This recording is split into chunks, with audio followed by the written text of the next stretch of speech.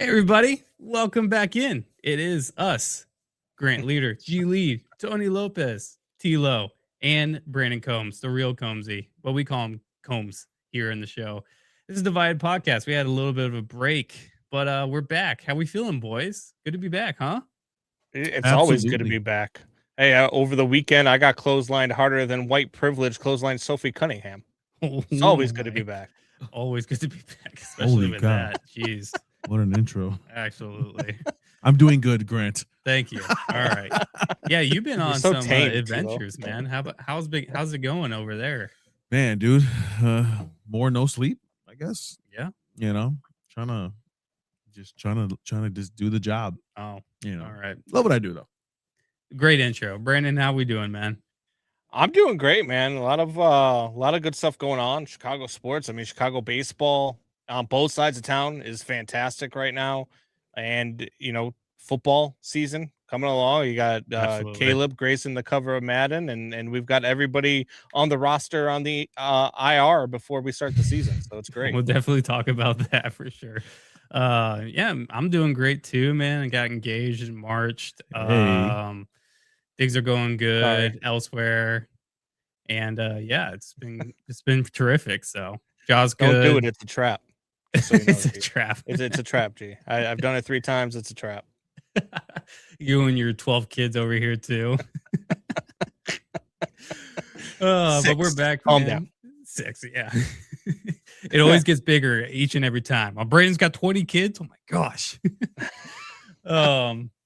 But it's good to be back with you boys. We got baseball to talk about. We're changing things up. We're not going to be talking like this whole big stuff about everything. We're not going to talk about like the Carolina Panthers every day or the Boston Red Sox every day or Why stuff not? like that. No, dude. Talk We about gotta the Panthers, we got to man. talk about our stuff. Yeah. We got to talk about our things. The About Cubs, the Hall of White Fame, Sox, Hall of the Fame game. Blackhawks, the Bears, Love the the Ravens, the Thunder, man. We're going to talk about our stuff, man. Maybe throw in Oklahoma State. That's my team too. They're looking good this year. Drew Messmaker. Come on, baby. Football's But yeah, football is back. But we're gonna keep it a buck with our teams, man. I think that's what we get the most energy out of, and that's how we get the most passion out of ourselves too, with each other.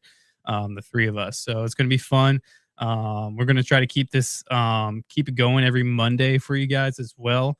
So it should be a lot of fun. We're gonna talk about some baseball, Cubs, White Sox and stuff. Certain player playing in center field for the Cubs is up for a certain award. We're going to talk about that. The other team down south, they're playing really, really well. They're in first place, so Tilo is going to get his, he's going to get his flowers out. He's going to get all his charades out of the way and everything like that. So we'll have to go through that.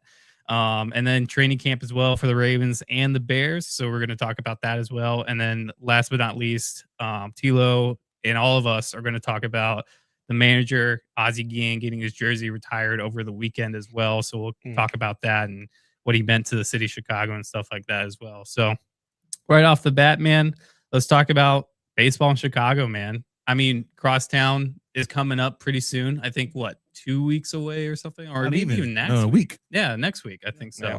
Because the Cubs are in Washington right now, and then they travel home, play the Cardinals, and then they play the White Sox at home as well. So a lot of rivals coming into town. So that'll be fun. But yeah, one rival. Yeah. Well, Just yeah, the Cardinals. White Yeah. Sox aren't really a rival. The Tilo, it's a huge rivalry for Crosstown. Oh, yeah. No, For me, Tilo, it's Because like- it is. Tilo me, loves it's to like talk about fourth the or Cubs fifth. more than the Sox. That's just what it is. I mean, It he loves is, to talk yeah. about his Cubs hate more than he loves to Uh-huh. talk about You the guys are Cubs. so delusional, man. No, because every time Delusional. every time they lose, you post the final score in the group chat. It's a Grant, rivalry. in the group chat, That's a let me ask change. you a That's not even a question. thing. yeah. In the group chat the other day, when the White Sox were losing to the Red Sox 14-2, did we or did we not get a text about a strikeout from PCA before he, won the game later he did, on? man. Yeah. He's Just wondering. But that's like true. bro. That's true. Yeah. You gatekeep on the Cubs so hard. Yeah, and it's just like, why are you watching your game? And it's well, never I go- know why, because you're getting killed by the Red Sox. Yeah, there's your answer. So I mean, I don't even know what we're talking about. This like, I will say, you know exactly what's going on. I will say Saturday when the Cubs lost to the Royals, I think Caglione hit a 2-run home run. I'm like, I think that's the game. So I flipped it over to the White Sox, and they were losing. And then Peters hit that RBI. Murakami hit also to tie the game, I think. So I flipped it on, saw the White Sox make the comeback against the Guardians. Had to make a comeback twice against Guardians. And I said nothing to you about the loss on Saturday. I mean, it's a give and pull. And yeah, they came back and won. Yeah, that's a sign of a good team. Well, the Cubs lead the league in walk-off, so if we're going to talk about comeback wins and stuff like that, yeah, I mean, it's okay. Better team about coming back and stuff. I can't wait to dive into this. Yeah, so let's dive in. But before we do that, no, all right. We know what we got to do. Mm-hmm. That's right. You need to follow us. It's Divided Podcast. Instagram, look it up. Divide Pod. Again, Divide Pod on Instagram. On Twitter, we are Divided Podcast #2 with the number again, Divided Podcast #2. And on Spotify, look us up. Divided Podcast with G Lead, B Combs, and T Low. Follow us. We are there weekly, Mondays. We're going to be giving you shows. We're going to be here. We're going to do it. The Puerto Rican voice is coming out. I got to lower you a little bit. That's right. That's right. Hay que hacerlo, puñeta. All right. We're good. All right. It wouldn't be right to start off talking about Chicago baseball without talking about PCA, Pete Crow Armstrong. He is now one of the favorites, probably the favorite, to walk away with the MVP in the National League, because in the AL, you got the Triple Crown guy, Yordan Alvarez, who's just killing it right now. He is literally resurrecting the Astros into becoming a playoff team when they were dead in the rights in the AL West. So he's walking away the MVP in that on that league. On the NL side, Shohei Ohtani was the favorite for a long time. He was pitching, had a 1.7 ERA, leading 20 plus home runs, looking like he's going to get 100 plus RBIs again this season. He's looking fantastic. PCA really, really struggled out the gates. Then May 30th came around.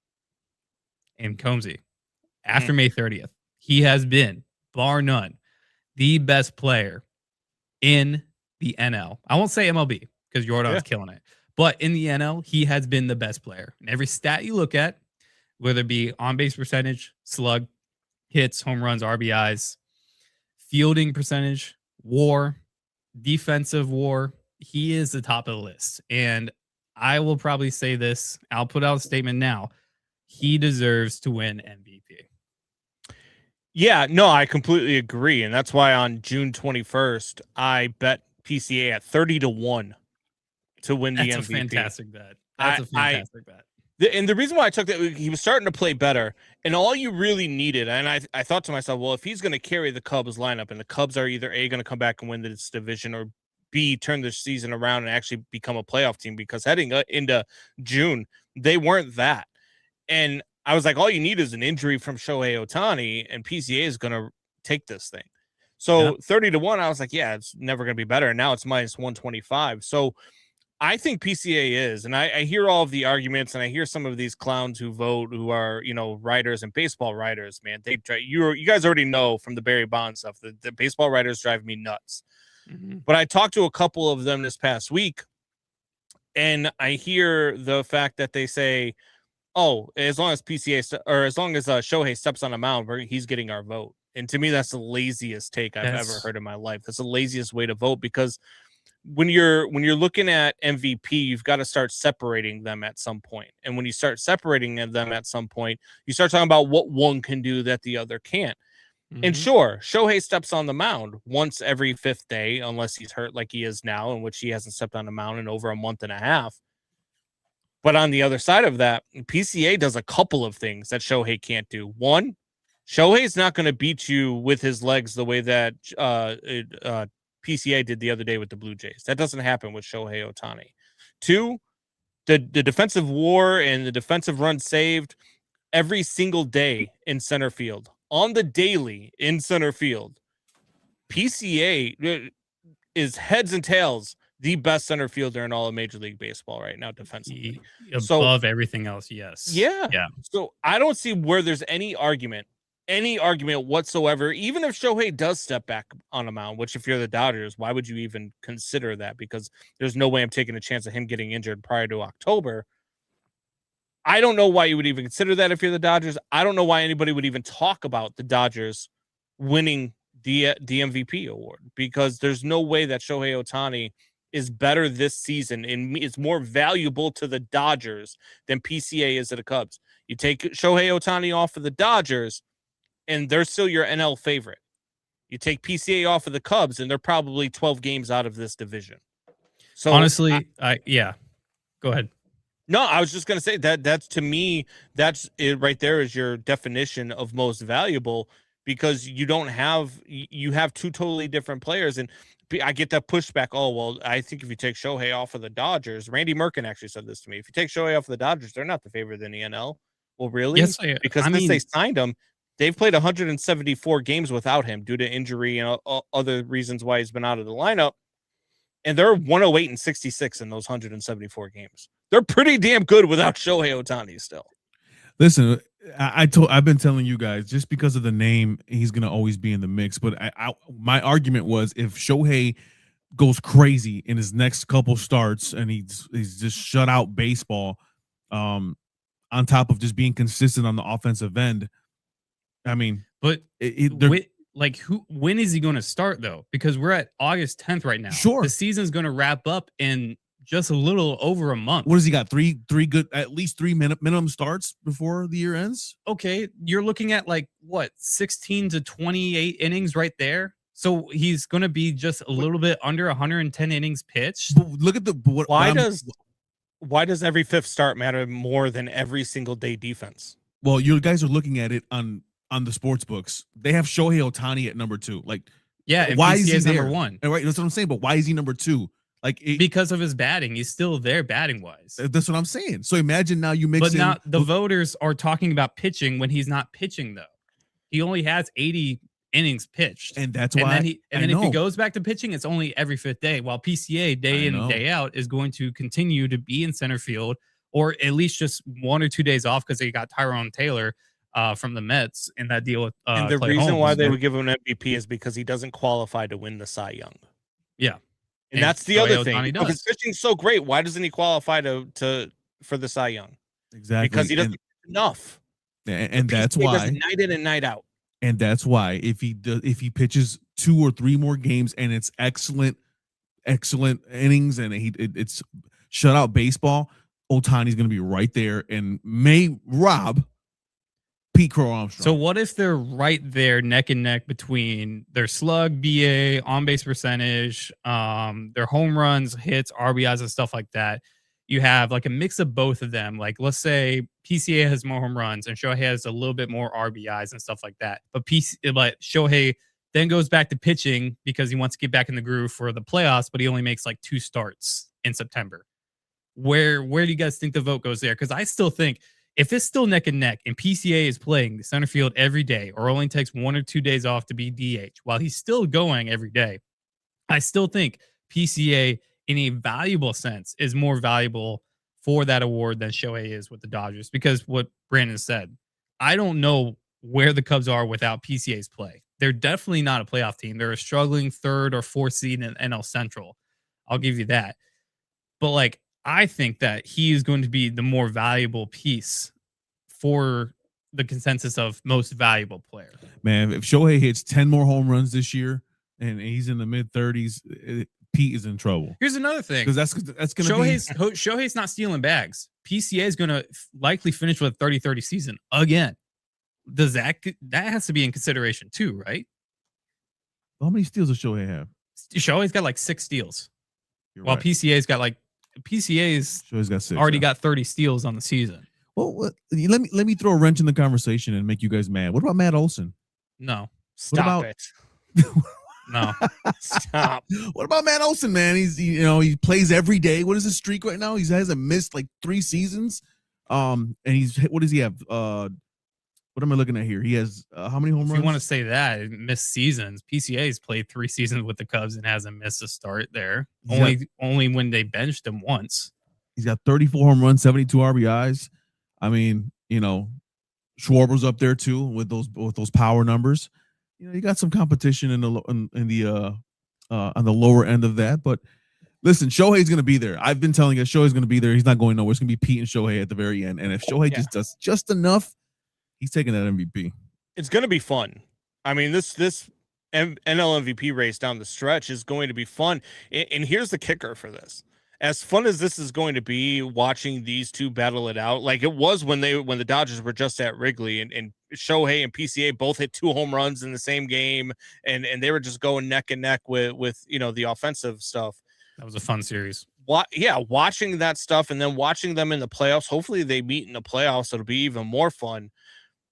And then what do the owners do come December? Oh, dude, that's a different. Oh my gosh, that's what I mean, because you have this talk great about that chase. for 30 straight minutes. Well, we said if the Dodgers win the World Series, there's a lockout. Well, I think there's a lockout right now. TBS just had on Tuesday with Tarek Skubal's first start for the Dodgers. They just had 1.1 million viewers on a Tuesday night for Dodgers and Cubs. Like you do that on a Tuesday night for baseball. And now you're going to tell me in December you're going to lock it out? Then the baseball owners and the baseball front offices are more clueless than I thought that they were. And I already think that they're pretty damn clueless. Yeah. It's going to be tough. It's going to be tough to see a lockout next year, but that's where it's headed. And just for the baseball god, for us who believe in the baseball gods, we need to pray to them that the Dodgers don't win the World Series this year, because that's just going to solidify that lockout immediately. Can the Cubs give a good enough run to the Dodgers? Because I don't know. I do. I do too. But I don't know, like, are we going to be realistic and say, I think the Braves or the Brewers are going to give enough run for the Dodgers right now? I mean, first you got to get over the Brewers, right? Because they're a team that's a thorn on your side. Like 7 games in September. 7 games in the first 10 days of September against the Brewers. That's going to decide the division. Yeah. So right now in the NL, the Brewers have the 1 seed, while the Braves and Dodgers will take 2 and 3 respectively. And then it will be Cubs and Diamondbacks in that first playoff series, and then the Phillies would play the Dodgers in that opening round of the playoff series. And then whoever wins from Cubs and Diamondbacks plays the Brewers, and then Dodgers and Phillies will play the Braves. So isn't it wild that right now on August 10th that the Dodgers do not have a first round bye? It is pretty wild. The Chicago White Sox do. Yeah. It's crazy. That is crazy. I saw that tweet this morning. I was like, yeah, it's unreal. I'm living a dream right now. It's crazy. Yeah, absolutely. You're not even the best team in the AL too. No, like you're not even the second best team in the AL. We're not.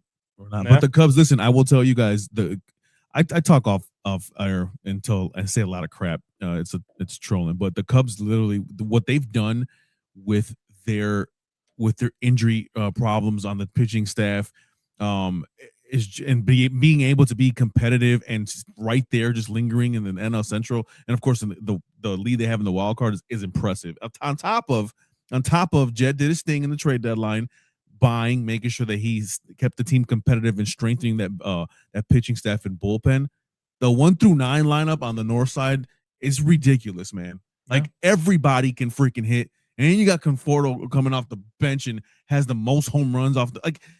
You guys are a problem. Let's not forget Matt Shaw is still hurt too, and whenever he can be a reliable bat, he kind of Brandon, like last year, I think it was at the point this point last season, I think he was arguably probably the best hitter in that month of August for the Cubs, and he kind of like helped them win that series against the Brewers at home, that 4-game series that got rained out twice.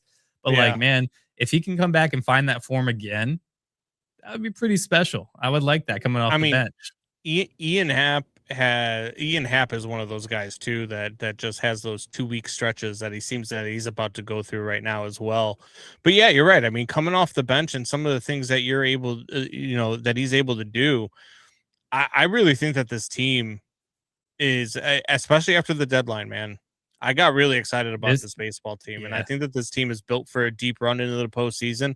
I think, especially if you get them in a 5-game series, I think that the Cubs can beat the Dodgers. I think they can beat the Phillies too. I think the Phillies in the National League are the team that worries me more than anything. But I know I actually think and Tilo, you might brace yourself when I say this. I think there's a real chance we can get a Cubs White Sox World Series. Listen, I've said it before too. I was thinking the past 2 weeks, especially like this weekend after the Guardians. I really thought we were going to lose 2 out of 3 against the Guardians. I really did. After that first loss on Friday, I was like, man, this is the Guardians team with the Jose Ramirez back that's going to take over the division, and they're going to play good baseball. And freaking Messick and all these guys are going to pitch lights out. And then on Saturday, I just saw the fight that I keep forgetting that I'm watching this whole year. Like these guys fight back. Back in the day, past 4 years, back in the day, but the past 4 years, you didn't see that. You didn't see the White Sox fighting back after being in a deficit of 3-0. Chase Mydroff, Peters, Miggy, all these guys, they're all young, but they have this. They don't stop. You don't quit. We can see as spectators when teams kind of just, I hate to say the word, but give up. Yeah. And the dugout. I see it. I see it in person. The dugout. These guys have good vibes. They're always joking. They're laughing. They're it's just a really good camaraderie that they got. And then they go on the field and then produce. They came back like G said on Saturday. They were down 2-0. They were down 2-0 Sunday too. They were down 2-0 on Saturday and Sunday. Peters finally comes through. Mune hits that solo shot and to get him a run.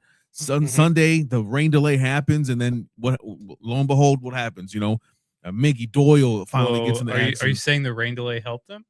I'm just saying it happened. Something about rain delays with Chicago teams. Oh yeah, so maybe you want to think twice when you say that. Freaking rain delays, bro. All right, terrible transition to the other team, but Chicago White Sox, they're 61-56. I don't think anybody saw that other than this year. I definitely did not, and I think Tilo definitely did not. I bet you Brandon didn't as well, but no, nobody did. I saw a better season.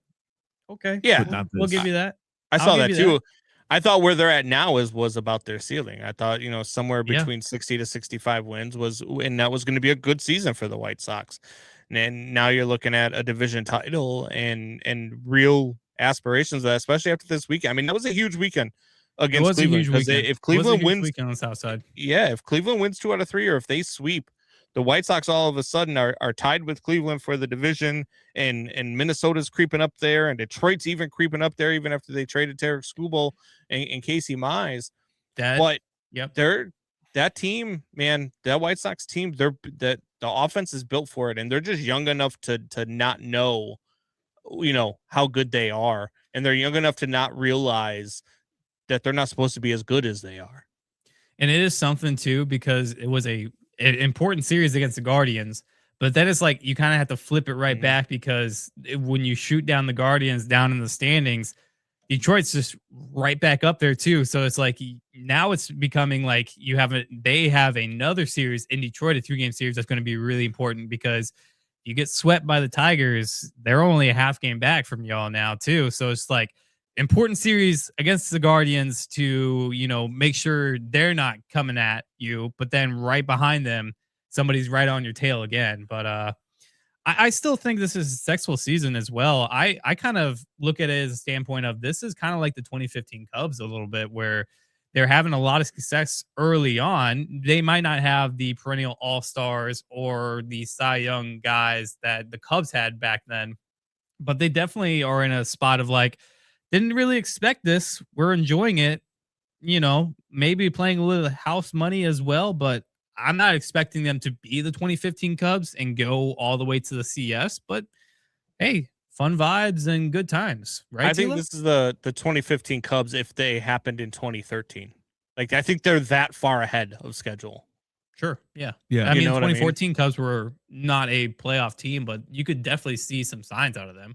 I would kind of put them in a 2022 Orioles type of thing. Like, yeah, they lost 100 games, but you saw Gunnar Henderson. You saw the prospects of Adley Rutschman coming up. Mountcastle, you had Mullins still there as a vet like that. I kind of see it the same way a little bit with the White Sox this year. So the fact that you say 2022 Orioles and Adley Rutschman, and now in 2026, Adley Rutschman's a Red Sox. That's crazy. I that was the one guy I didn't think that was going to get traded, and they did. This was wild. I'll tell you guys this. What's impressive is that, yes, they're young and the guys are producing. A lot of these guys are from last year, right? The call-ups from Chase and Colson, Miggy obviously coming over from the Dodgers. Then you add, you get the deal with Mune, and it's like, wow, they got that. Nobody believed in him, right? And so it's a good mixture of things happening. But who they didn't believe in? Mune? Did you say Mune they didn't believe in? I'm saying the league didn't believe in Mune. The league didn't. And gets jumped on and gave him 2-year deal. But what I'm trying to say here is that with all that combined, what Chris Getz is doing in the middle of the season is keeping them competitive. Like, just the sheer fact, Noah Schultz needed to go down, man. He needed to go down. It was it was just abysmal what he was doing. I Well, feel, and I mean, to be fair, it's not his fault. His manager forgot His that he manager had kinda already screwed had him him yeah, over over. that a little brain bit. fart was freaking crazy. Like even Scott Merkin up in the press box was like, "What's going on? He's got to go out now." And I'm like, "Wait, well, he came back out again." So that was weird. That was I don't know what happened, but what Getz is doing, being able to brought on Hagan Smith yesterday, and some more for some more bullpen, relief and structure. And what does he do yesterday? He strikes out his first three batters in the inning he came up on, and those small moves are what really is what's keeping the White Sox alive. Yeah. Are they going to win a division? I don't know. Are they? I don't know. The Tigers may come back. Yeah, dude. If the Tigers, it may happen. If they figure it out, even after trading their two best pitchers, and they still figure it out because they're 7-3 in their last 10 games. Like they are really good right now. Yeah. And it's funny because they were sellers. So they're like, okay, we'll figure it out next year. We try to get some prospects in the draft and stuff like that in the coming years. But now it's like they're only 2 games below 500. They're only 3.5 games back from y'all. Like they could figure it out. Territory. And they got a They've series only coming lost against twice. y'all in Detroit. They've only lost twice since Skubal went to the Dodgers. And the Dodgers were on a 7-game losing streak too. Listen, when the White Sox historically, I feel like in my lifetime, when the White Sox are competitive, battling for a division or even a wild card spot, there is always a team lingering there, waiting to take it. And and there's always a it's team. the Tigers or Guardians. And I'm correct sorry, me if I'm wrong. It's the Twins or Guardians. Correct me if I'm wrong, but like besides 05, whenever there's a year where they're competing for the playoffs, there's always a team that they can't beat. Like in 08, it was the Rays. Couldn't beat them. 21, it was the Astros. There was like no way around it because the Rays had the first seed. Y'all were in the division, either second or third seed, didn't really matter. You were matched up against the Astros and couldn't beat them. Yeah. So I mean, and the team I'm worried about, honestly, if I'm thinking about the Sox going into the postseason, are the Boston Red Sox. I mean, I would they be have concerned our about number. I would be concerned about the Yankees too. Yeah. Well, I am concerned about the Yankees, but I did If Judge comes back too. I'm saying if For Judge sure. comes back and he's For rocketing sure. those balls out in the left field. For sure. But if the Sox continue the way they're playing, even though they lost the series against the A's, which was weird, I definitely believe that that's going to be the team that the Sox are going to have to worry about. The White Sox are going to have to worry about. But what they're doing this year, guys, is phenomenal. As I told y'all before, they're playing with house money at this point, and they are improving. And what they're going to do is they're going to run into a good problem. Do we keep Chase? Do we keep Cole? No. Do all these moves? Rock is going to, coming up. Let's see what his success looks like. Those are going to be the things they talk about. I told y'all, I think Chase is the odd man out once Rock comes in. It could be. And listen, Colson hitting that home run yesterday was huge because this guy, and listen, Colson, I love Colson, but his swinging that first pitch, literally every at bat is not doing him any justice right now. And so he needs to figure out how he needs to retool himself. 25 plus home runs is amazing. He's going nuts. I call him the best shortstop in Chicago because he is.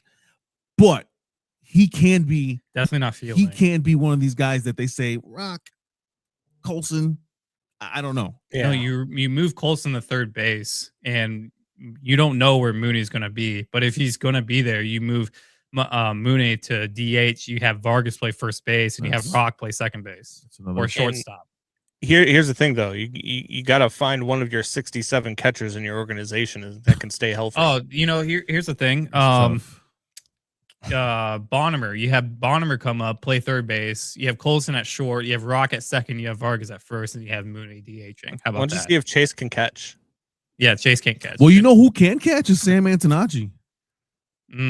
I feel like he's like a Kyle Schwarber in the way, like you just throw him in and be like, "Hey, we have a problem at catcher. Can you catch?" That's what I'm saying. Yeah, sure. He could be that guy. You definitely can try to catch. Can you catch at 4'10"? You can try. You can try catch Hendricks. You're definitely not catching Arrieta. You can't catch Lester. He's got Rossi. It's like, yeah. I've heard him in batting practice that I put on the gear. So, I mean, anybody could put on the gear. Put Mooney behind the plate, dude.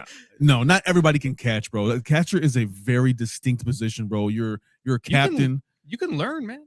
You can learn. Yeah, sure. But Sam is ready now, is what I'm saying. I'm just saying, like, you had Kyle Schwarber catch for guys like Arrieta and Hendricks and Lester. Sure. I feel like anybody can catch, I still think you need to be a special talent to do so. Yeah, you definitely can. I mean, you're not going to be like the Johnny Benches or Yadier Molinas of the world, but listen, the South Side is popping right now, and I'm going to transition this myself, if you don't mind, to go into the ceremony, because what I saw this weekend, guys, is I forget, because you don't have a lot of success, and you forget that there's diehards. Like there's a lot of them, is what I'm saying, right? We know that there's diehards in every organization, but what I saw this weekend was almost every diehard at the park. Like the way they were cheering for Cliff Polite, for heaven's sakes, Neil Kotz, like they were cheering for these bullpen guys that have honestly been forgotten, right? You forget them slightly, except when you bring up the 05 World Series, but people love people love the organization, they love the team, and that's in every organization. Every Cubs, Dodgers, Phillies, they all have their diehards. I was reminded of that this weekend, covering the Ozzie Guillen ceremony with WRMN, and it was cool to see the South Side packed, passionate, yelling, screaming White Sox ghosts. It was just cool to see. And listen, Ozzie Guillen, man, has got to be. I mean, he's got to be the most beloved White Sox I've ever seen in my life, in my lifetime, right? I'm just saying, because that's what I've lived. The love and joy this guy that they have for Ozzie, and what he gives back to the crowd is so amazing, and it was awesome, man. It was awesome to see it in person. And Ozzie, seeing Ozzie emotional at the podium was weird too, because you really never see that from Ozzie in itself. And I've had personal conversations with him in Spanish, and we talk about just stupid stuff. But this guy's the guy, man. This guy represents the White Sox as a whole. And the ceremony was awesome. Everything was great this weekend. On top of that, the Sox win. They got a good win on Saturday. I look at Ozzie as kind of like the anchor being for the White Sox fans, because like I think we talked about it with Derrick Rose when he got his jersey retired. Not necessarily like, are you retiring for like the overall player? Maybe not. It's argumentative, but at the same time, like just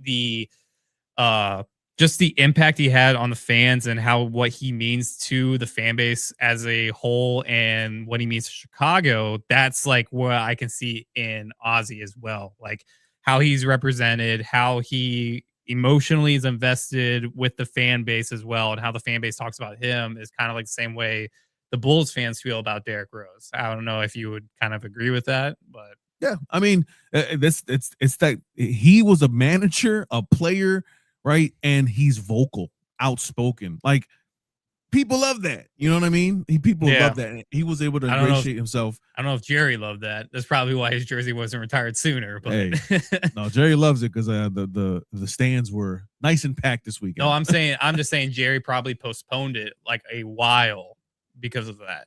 The relationship between it's just crazy, right? Because you look at Ozzie Guillen, and I get like he is a polarizing figure, and I love Ozzie, and I loved him as a manager. I think he's a brilliant baseball guy. Like he knows the game.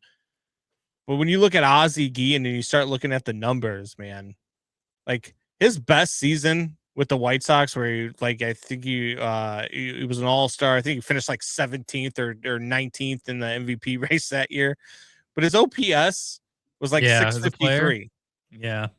You know what I mean? Like, he was good. He was solid, but I mean, he was a guy who never hit higher than 288, and he was never a guy that was going to hit a ton of home runs. I think he hit like 30 maybe his entire career. So his official numbers: 28 home runs, only a 21 WAR over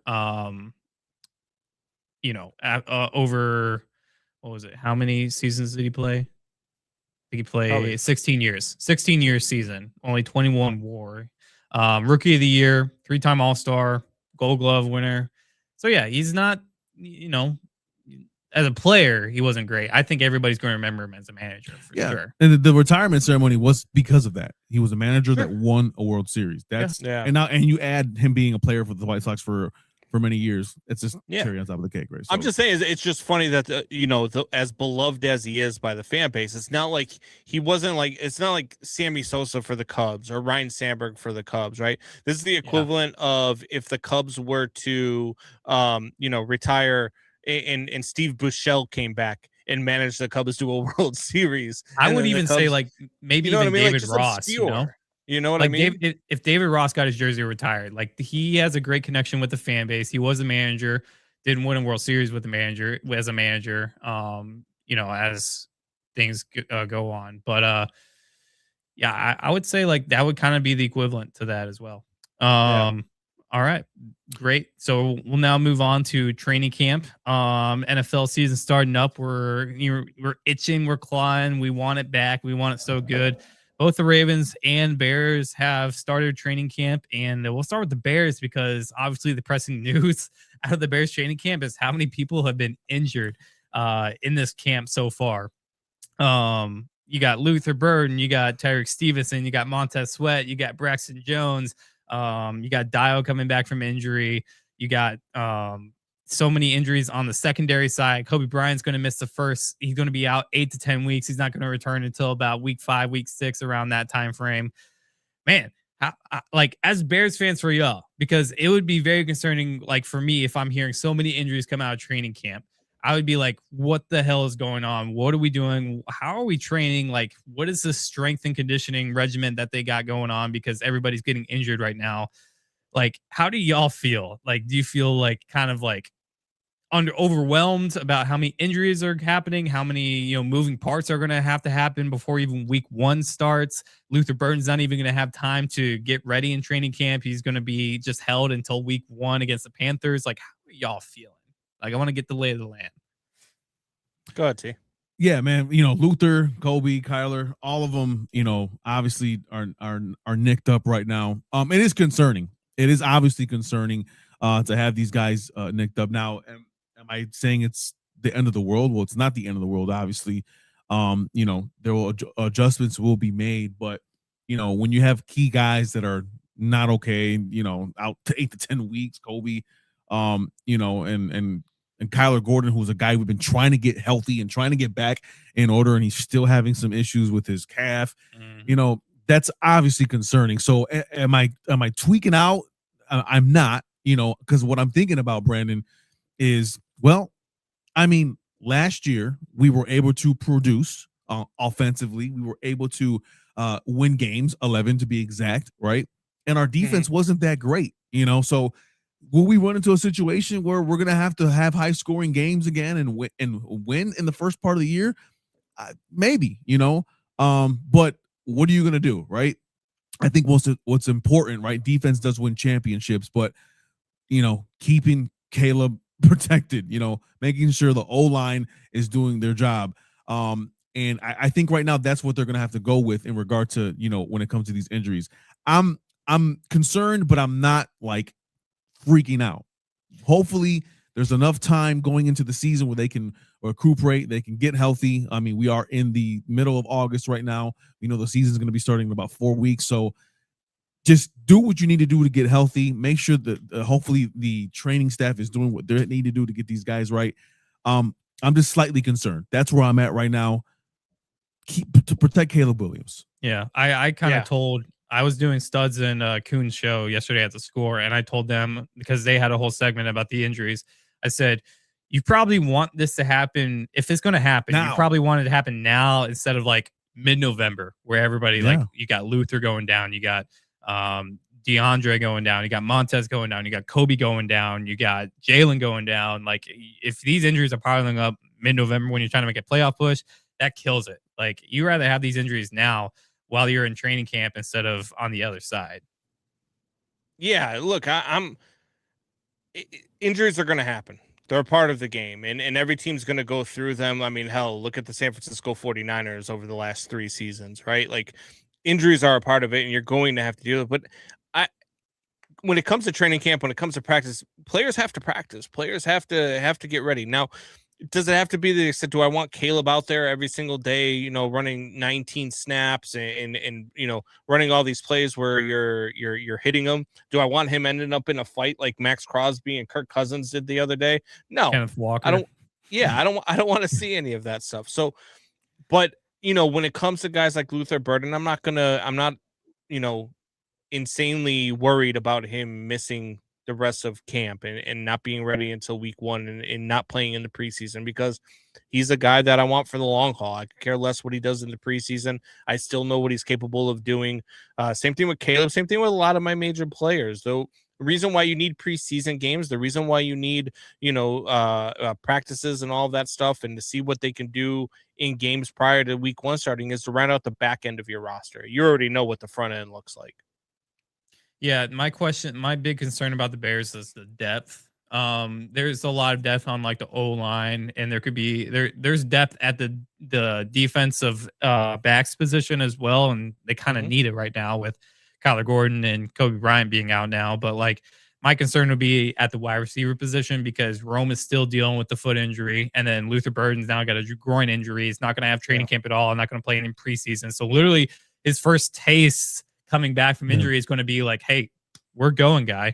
And I think that's the second time, because in his rookie camp, he was hurt as well. So that's going to be the second time in a row that he's not going to have a camp, or not going to have the level of camp that he needs to get back into like real football, chemistry with Caleb and stuff like that. So it might take some time. I'm not going to say he's not going to produce, because he can. We saw it last year. But in the level of like being the wide receiver 1, it might take a little bit of time. So maybe like week 5, he's really starting to like really figure it out. So, and I know how Bears fans can get. They can get, they're on a week by week basis of how they feel about their football team, because it can be bad one day against the Packers and then they kill the Vikings or something like that, and it's all's right in the world. But yeah, we'll see what happens in training camp. I would love to see players get back healthy and stuff like that. The division can be had from what we see on paper.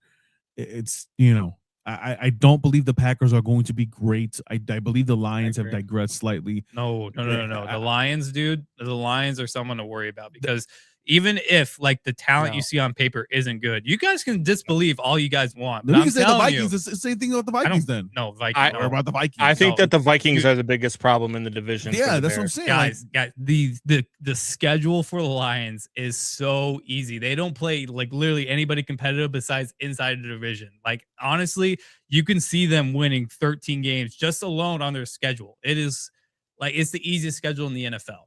And you guys can disbelieve all you want. You can tell me the same thing about like the Bengals. Like I don't believe the Bengals will have a legit defense unless they legit can prove that they can, like they did in 2021. But I'm just saying, like, if we come back here in December and the Lions are in first place in the NFC North, this is what it will go back to. I'm just saying.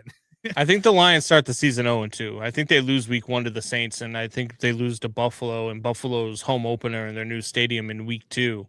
But then you're right. I mean, they get the Jets, and then the Panthers. We don't know what they're going to be. I still think that the Panthers are decent. I think that the Panthers can beat Detroit. Arizona, I mean, chalk that one up, probably a win. I think Carson Beck might be starting that game. But I mean, look, the schedule inside the NFC North is not all that tough. For all of them outside of the division, it's all of the divisional matchups that's going to matter. But since Dan Campbell's been the head coach in Detroit, the Bears have had a lot of struggles against him. I'll say that too. They didn't win against them last year, so you don't think Ben's got those dates circled though this year? And I think this offense last year, dude. He had him circled last year. He had him circled last year. I don't think last year he was as gung-ho about it as I think he would be this year, right? Because last year it was like, all right, cool. This is the team I coached for, blah, blah, blah. But now they beat you twice. And now you haven't beat them. And now you have that sitting on your side. I think it's a bigger chip on the shoulder. It might be a bigger chip, but I don't think it changes things about how the Bears have struggled against the Lions in the past couple of years. Fellas, anyway, close out the show well. I do got to get to my next session. All right, dude, be professional. I'm going to be a pro. Whatever. I'm going to be a pro. I'll just add for my last little bit that the Ravens start training camp. They signed Zay Flowers to a big extension, 4 years, $130 million.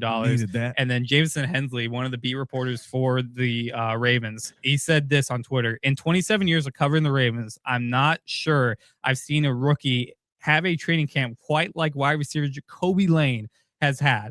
Every day, Lane produces highlight-making catches, and today he has had Derrick Henry and Mark Andrews, high-fiving him and stuff like that. That was the end of the tweet. But I'll just say this: be on the lookout for Jacoby Lane. I'm not going to go out and say he's going to turn into Justin Jefferson. I'm just going to say that Jacoby Lane could be one of those guys you look at come week 6 or something, you need somebody to pick up in fantasy.